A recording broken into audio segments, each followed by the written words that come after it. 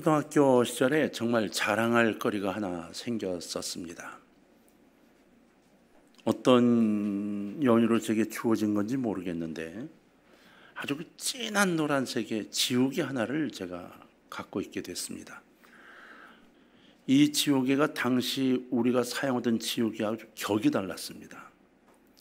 우리나라에서 생산돼서 우리 학생들에게 판매했던 지우개는 이렇게 지우면 기적을 나타냅니다.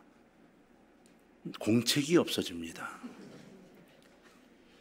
이게 지우개가 아니고 그냥 이 노트를 구멍을 뚫어버립니다.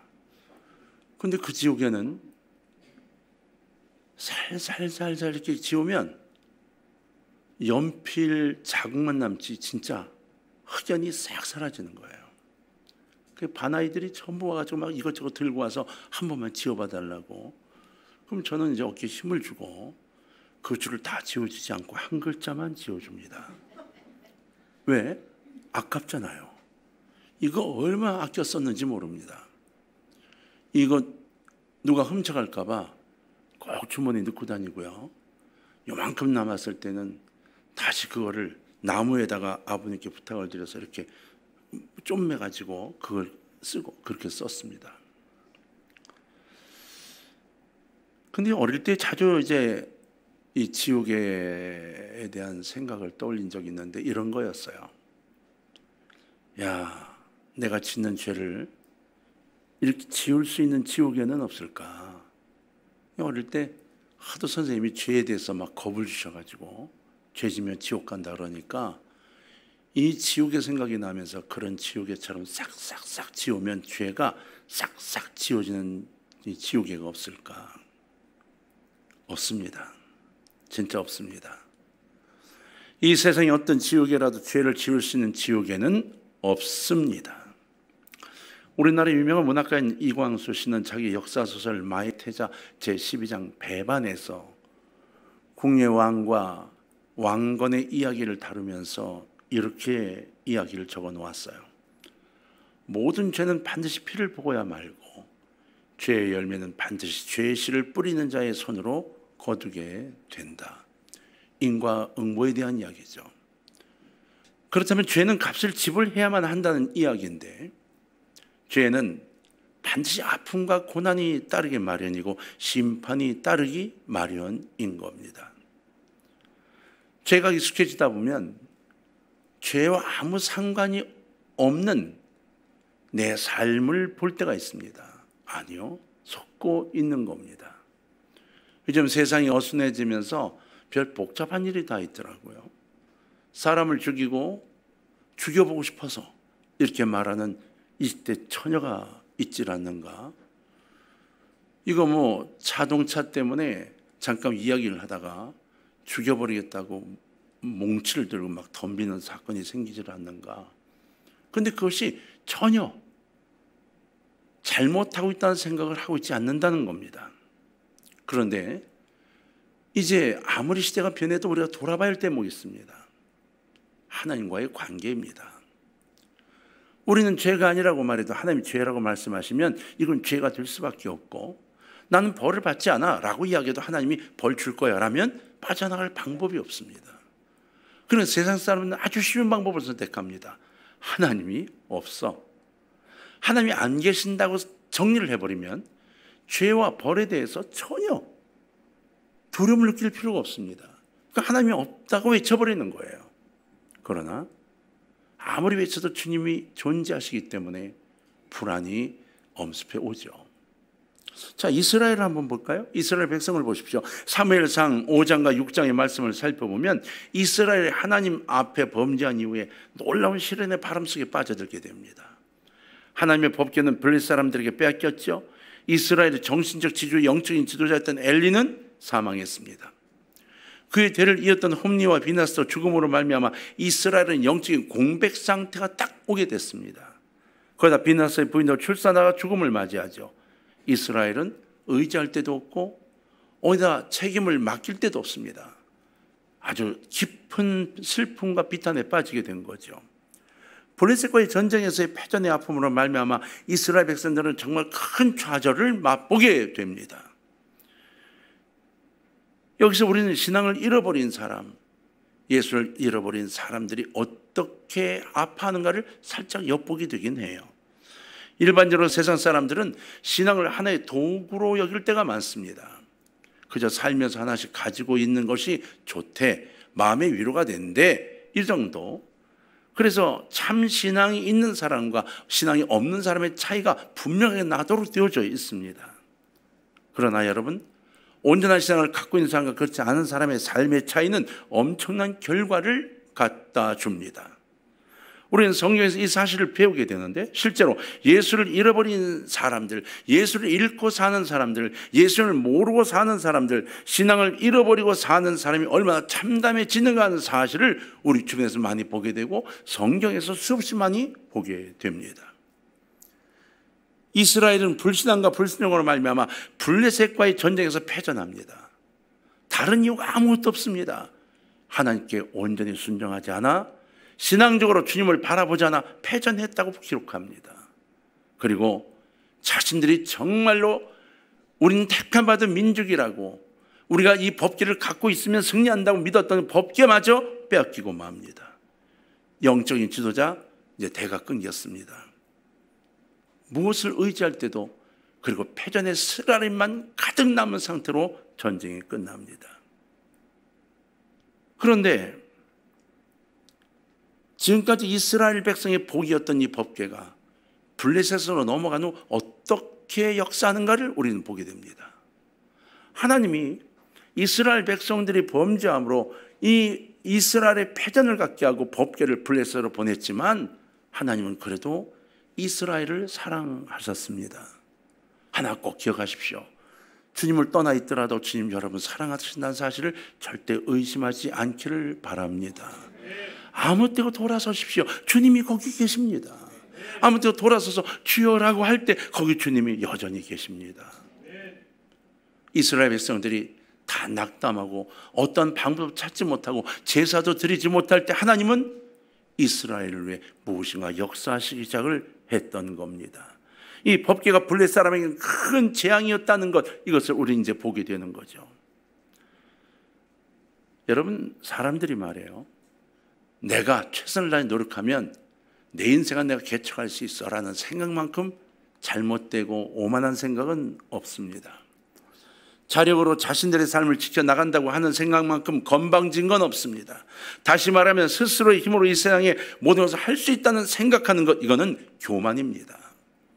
이스라엘 전쟁을 승리를 이끌고 심지어 이스라엘 백성이 그렇게 귀하게 여긴 법궤마저 빼앗은 블레셋 사람들은 정말 승전의 기쁨 속에서 교만해져 있었고 너무나 즐거워했습니다. 그들은 얼마나 교만해졌는지 하나님의 법궤를 자신들이 섬기는 다곤이 있는 아스도스의 다곤 신전에 갖다 놓았습니다. 모신 것이 아닙니다. 다곤 신전에 갖다 놓으면서 다곤 신상에 서 있는 거리에서 한참 떨어진 곳에 법궤를 놓고 다곤 신상에게 절하는 모습으로 그곳에 갖다 놓았던 겁니다. 그런데 그 다음날 다곤 신을 섬기려고 이른 아침에 블레셋 사람들이 나가보니까 그 커다란 다곤 신이 넘어져 있었던 겁니다. 깜짝 놀라 다시 신상을 세워놨습니다. 그 다음날 나가보니 이번에는 다곤 신이 쓰러져 그냥 넘어진 것이 아니라 목이 부러져서, 손목이 부러져서 법궤 앞에 절하는 모습으로 완전히 부서져 버리고 만 겁니다. 깜짝 놀란 거죠. 나라의 수호신인 다곤이 부서져 버린 사건이 있은 후 얼마 지나지 않아서 에글론 지방으로부터 시작하여 재앙이 생겨나기 시작합니다. 온몸이 가렵기 시작하고 나병 환자같이 고름이 터지고 독종이 생기기 시작했습니다. 이 집 저 집에서 퍼지지 않은 독종이 에글론 온 도시에 가득하여졌습니다. 그로 말미암아 많은 사람이 죽어 나갔습니다. 그렇게 고통을 당하기 시작했습니다. 블레셋 사람들은 아우성을 치기 시작하죠.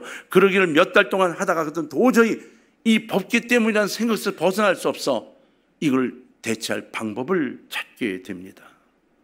법궤가 여기 있는 동안은 어쩔 수 없다고 생각하고 가드로 그것을 내려보니 가드에 또다시 독종이 생기기 시작을 했던 겁니다. 가드에서도 많은 사람이 죽었습니다. 깜짝 놀란 그들은 법궤를 어떻게 할 방법을 찾느라고 고민에 빠져들죠. 여러분 다곤신에 대해서 아십니까? 이 다곤신은 반인 반어의 모습을 담고 있습니다. 머리는 왕관을 쓴 사람의 모습으로 두 손을 들고 있고 아랫도리는 지느러미가 있는 물고기 꼬리 모양으로 되어 있습니다. 이 구부러진 꼬리의 모양을 하고 있는 다곤신 상을 세워서 그 신에게 절을 하게 하죠. 다곤은 풍요의 신으로 되어져 있습니다. 그러니까 얼마나 이 다곤을 열심히 섬겼는지 모릅니다. 근데 이 다곤이 그냥 부서져 버린 게 아니라 법궤에게 절을 하는 모습으로 있었다는 이야기가 전해지면서 이제 그들은 공포심에 빠져들게 되죠. 여러분, 집집마다 남편과 아내, 부모, 자식이 죽어가면서 장례 치르기에 바빠지기 시작했습니다. 하나님의 놀라운 징계는 두 가지로 임하게 됐는데, 첫 번째, 다곤신이 무너졌다는 겁니다. 다곤이라는 말이 어디서 왔는가에 대해 학자들마다 견해가 다르지만 다곤이라는 말이 닭이라는 말에서 왔다는 사람들이 많습니다. 물고기라는 의미입니다. 또 어떤 사람은 다간이라는 말, 곡식, 곡물 이런 것에서 왔다고 주장하는 사람들이 있어요. 다곤이라는 신상은 아까 말씀드린 것처럼 지금 여러분 화면에 나가는 걸 보시는 것처럼 왕관을 쓴 사람의 윗모습과 그리고 이 물고기 꼬리를 하고 있는 모습입니다. 블레셋 민족은 해양 민족이죠. 그래서 그리데 섬에 살고 있다가 헬라의 침공을 받고 남쪽으로 배를 타고 애국까지 갔다가 거기서 쫓겨나서 해안선을 따라 이스라엘 국경 밑에까지 와서 해안 일대를 점령하고 사는 나라, 그리고 점점 부강해져 강대국이 된 나라입니다. 아주 이스라엘하고는 상극이 된 나라죠. 그러므로 블레셋은 수백 수천 년 동안 이 해양 민족성을 갖고 있었기 때문에 물고기 같은 것을 아주 좋아했습니다. 그리고 농사를 짓는 것이 잘 되기를 소원을 했죠. 그래서 메소포타미아 지역 그 일대에 있다가 아수르 이스라엘 지역 베니게까지 영향을 미쳤던 우상 다곤, 이 다곤을 그대로 받아들입니다. 그리고 다곤을 자신들의 풍요의 신으로 섬기기 시작을 한 거예요. 그래서 이 다곤을 아소시안 지역과 몇몇 지역의 신으로 섬기게 되어진 거죠. 그리고 점점 블레셋의 신이 되어가기 시작합니다. 소위 자신들의 수호신으로 만들었다는 거예요. 그래서 다곤 신은 블레셋 사람들이 재미로 섬겼던 신이 아닙니다. 아주 나라의 국운을 책임지는 민족의 수호신으로 바뀌어져 버린 거예요. 그런데 그 수호신, 풍년의 신이고 농업신이었던 다곤 신이 하나님 법궤 앞에서 목이 달아나 버리고 팔이 달아나 절하는 모습으로 완전히 무너져 버린 겁니다. 그러니까 블레셋 사람들이 이 마음속에 말은 하지 않아도 마음속에 다 두려움이 생기기 시작한 겁니다. 어떻게 하면 좋을까? 그래서 다곤 신이 무너져버린 그들 모두가 꼼짝을 못하는구나. 법궤 앞에 꼼짝을 못하는구나. 하나님이라는 신 앞에 꼼짝을 못하는구나. 이 생각들이 꽉 자리 잡게 된 거지요. 이스라엘 하나님의 법궤가 무섭구나. 이 생각이 자리 잡게 된 겁니다. 이 소문이 막 꽉 퍼진 겁니다. 이스라엘에 하나님에 대해 교훈을 받게 된 거죠. 두려워졌습니다. 아주 중요한 게 있습니다. 이스라엘이 두려워진 게 아닙니다. 이스라엘의 하나님 여호와가 두려워진 것입니다. 여러분, 우리는 세상에 두려워하는 여호와, 그분이 우리의 아버지이십니다. 우리는 그분의 손을 붙잡고 그분이 인도하는 대로 가기만 하면 됩니다. 문제는 내가 무엇인가 할 수 있다고 착각하고 있다는 데 문제가 있습니다. 믿으십시오. 하나님보다 강한 신은 없습니다. 우리가 왜 행복할까요? 많은 사람들이 우리들에게 묻는 질문이 있습니다. 여러분 그런 질문을 자주 받죠? 아니 술도 안 먹으면서 뭐 이렇게 행복하게 웃고 재미나게 얘기하고 그러냐고. 아니 술도 안 먹는데 뭐 이렇게 저렇게 뭐 어떻게 뭐 죄를 짓지 않고도 어떻게 이렇게 즐겁게 살 수 있냐고. 그들은 모릅니다. 진짜 행복이 무엇인지를 겪어보지 않았기 때문이에요.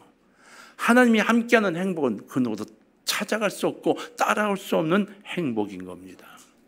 우상보다 강하신 하나님, 유일하신 조물주 하나님을 섬기는 백성이 바로 우리라는 것, 이것 때문만이라도 우리는 행복할 수밖에 없습니다. 하나님은 다곤신을 무너뜨림으로써 하나님 위대하심을 깨닫게 하고 더불어 징계를 통해서 하나님이 전능하시고 진정한 하나님이심을 우리에게 가르쳐주고 계셨던 겁니다. 독종의 징계를 받아서 고통과 괴로움을 당하는 수많은 블레셋 사람들은 걱정이 이제 태산 같아졌습니다. 법궤를 뺏어와서 가지고 있긴 한데 어디다 놓을 자리가 없는 겁니다. 가는 지역마다 독종이 퍼진 겁니다. 이스라엘은 법궤를 갖고 있으면 복받는 도시가 됐는데 우리는 갖고 있으면 독종이 퍼지고 사람이 죽어나가는 겁니다.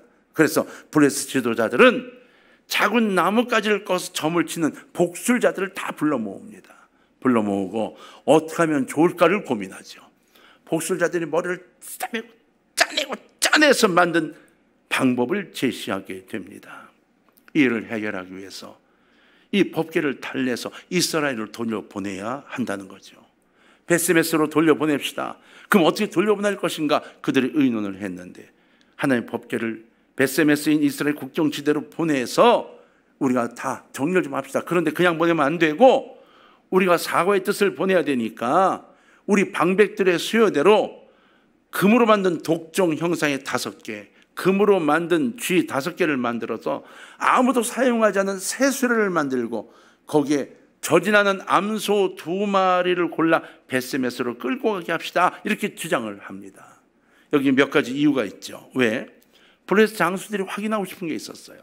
정말 이 법궤 때문에 이 독종이 번진 것인지. 그래서 젖이 꽉 뺀 암소 2마리를 새끼를 붙잡아 놓고 그리고 수레를 끌기 위해서 가게 하면 자기 새끼 있는 대로 갈까? 아니면 베스메스를 향해 갈까? 만약에 젖이 불어 있는데도 아픈 걸 참고 베스메스로 가면 이건 하나님의 법칙이 맞고 되돌아오면 우연인 거야. 이렇게 알고 싶었던 거죠. 어떻게 됐나요? 이 법궤는 외양간으로 가지 않았습니다. 좌로나 우로나 치우치지 않고 법궤를 싣고 이 달구지가 베스메스로 곧장 건너갔습니다. 여러분, 오늘 우리가 읽었던 본문은 바로 이런 내용들입니다. 그럼 우리는 여기서 무엇을 배워야 할까요? 우리는 이 내용 속에서 무엇을 배우고 우리의 삶은 어떻게 변해야 할 것인가요? 어떻게 예수를 닮아가는 모습을 찾아낼 것인가요?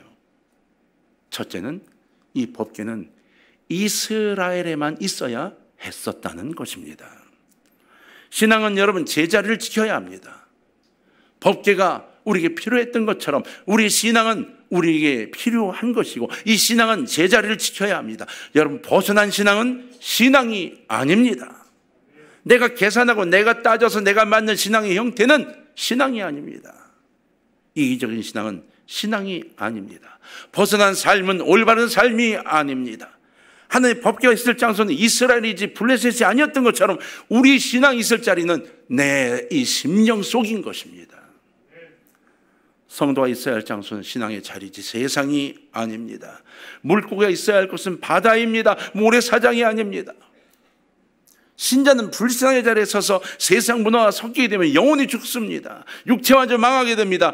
여러분, 우리는 신령한 물고기임을 감사하시기를 바랍니다. 초대교회 당시 지하무덤인 카타콤에 예수 믿는 수만 명의 사람이 숨어 살았습니다.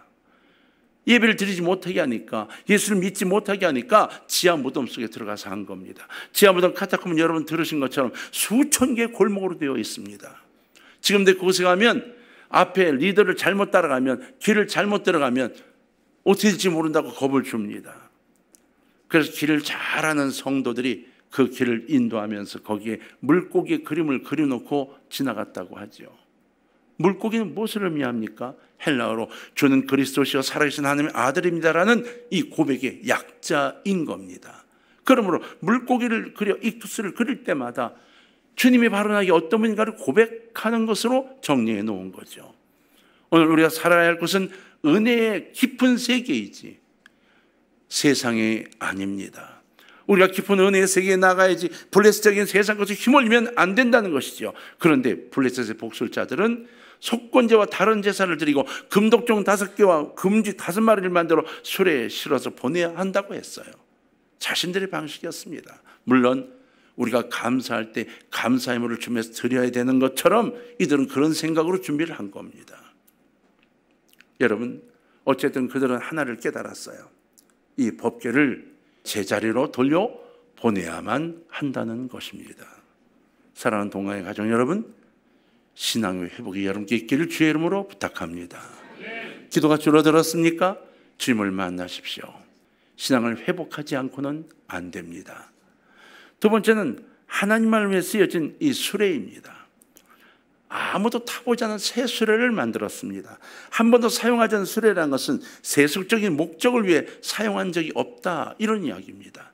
그러니까 새 수레와 멍에를 메어보지 않은 암소는 결국 같은 의미의 내용으로 사용됩니다. 하나님은 어떤 사람을 사용하실까요?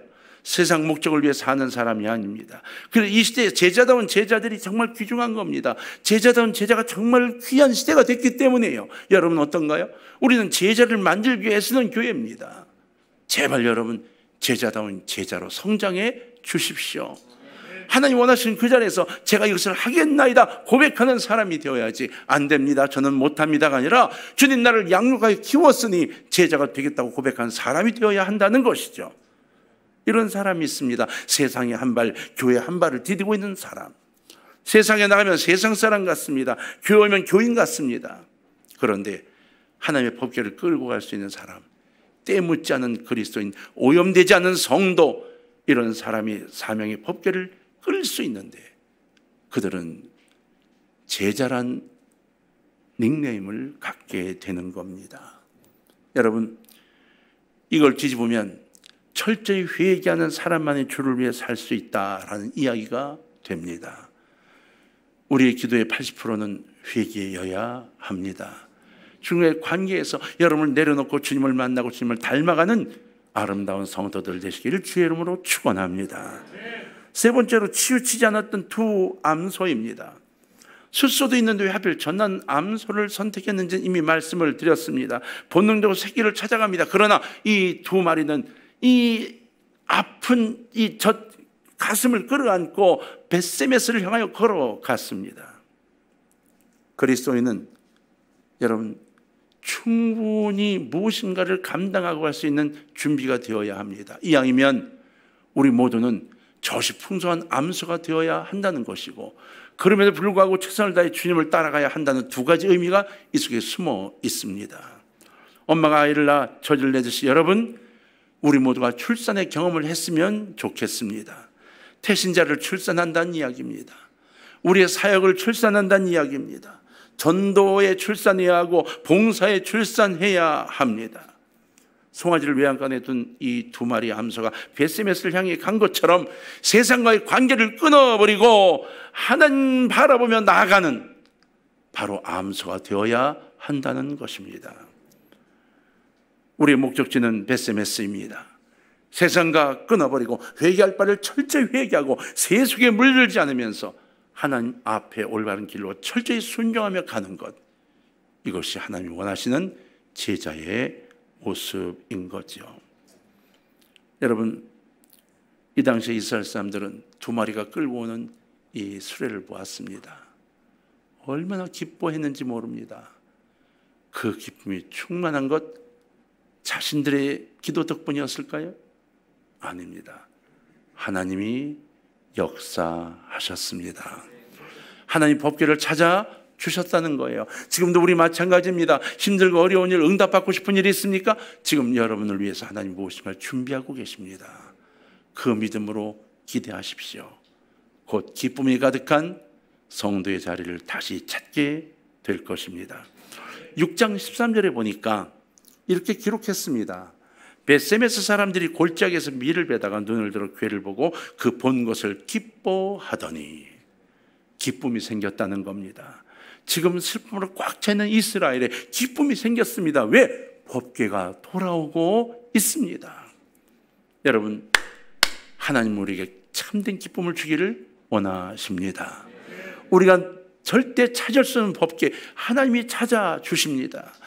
밀을 베면서 추수하면서도 기쁨이 없었던 이들이 법궤를 끌고 온 암소를 보며 너무 기뻐하고 너무너무 감사했다는 겁니다. 여러분, 밀을 벤다는 것은 오늘날 돈을 번다는 거예요. 돈에 미치지 않기를 주님이 원하고 있음을 보여주고 있는 겁니다. 제발 부탁입니다. 재물이요 하나님이 주십니다. 여러분이 만들려 애쓰지 마십시오. 최선을 다해 주님을 만나면 주님이 만들어 주시고 주님이 채워주시고 풍성케 해 주십니다. 진정한 기쁨은 하나님의 법궤를 통해서 오는 거지 미래에서 오는 게 아닙니다. 법궤는 아론의 쌍난 지팡이 만나 십계명이 들어 있었습니다. 이것은 바로 예수 그리스도를 이야기합니다. 다시 말하면 임마누엘의 하나님, 법궤의 의미를 이야기하고 있는 거예요. 하나님의 임재. 여러분, 진정한 기쁨은 믿음 안에 있습니다. 진정한 기쁨은 법궤 안에 있습니다. 진정한 기쁨은 예수 그리스도 안에 있습니다. 빌립보서에 제일 많이 나온 구절이 항상 기뻐하라, 주 안에서 기뻐하라, 바로 이것인데, 법궤를 보고 기뻐했던 것, 주님을 통하여 기쁨을 얻는 우리와 똑같은 이야기를 우리에게 전해주고 있는 겁니다. 인생의 기쁨을 누리고 싶으신가요? 믿음을 세우십시오. 주님 안으로 돌아오십시오. 그러면 참된 기쁨을 얻게 될 것입니다. 베스메 사람에게 기쁨을 준 두 마리 암소, 그 암소는 제사를 위해 드려진 제물이 됐습니다. 철저하게 죽었다는 거죠. 여러분, 우리도 마찬가지 철저하게 내가 죽어야 함을 꼭 기억해 주시기 바랍니다. 얼마나 힘들었을까요? 그럼에도 불구하고 그들은 철저히 죽임을 당하고 사용이 되죠. 여러분, 육정을 끊고 이 법궤를 끌고 왔던 두 마리의 암소, 그 암소가 바로 우리 자신이기를 부탁을 드립니다. 여기에 나무도 다 팼습니다. 새수레인데 다 패서 이 패서 제물을 위해 사용을 하게 됩니다. 이렇게 부탁을 합니다. 제발 여러분, 하나님의 뜻이 어디 있는가를 발견하는 오늘 이 시간이 되기를 주의 이름으로 부탁을 드립니다. 우리에게 주어진 모든 것들이 하나님의 것임을 가슴에 간직하고 내 자신 스스로가 하나님의 것임을 간직하고 감사하다고 찬양하며 감사하다고 기도해 주시기 바랍니다. 기적과 역사가 일어날 것입니다. 주님이 내 발을 붙들어 주셔야 실족하지 않습니다. 주님이 나를 붙들어 주셔야 하늘나라로 이끌음을 받습니다. 주님은 내 인생의 푯대요, 내 인생의 인도자이십니다. 여러분, 주님의 재림이 가까웠습니다. 모두가 다 마지막 때가 가까웠다고 말합니다. 이때에 세상의 즐거움이 아니라 하나님의 즐거움을 통하여 참된 기쁨을 누리는 제자들이 되어주시기를 주의 이름으로 축원합니다. 우리의 삶에 잃어버린 모든 것 주님이 찾아주실 줄로 믿고 기도하시고 영광 돌리셔서 하나님을 만날 때 하나님이 내가 너를 보고 싶었다는 그 음성의 주인공들이 되기를 주의 이름으로 축원합니다.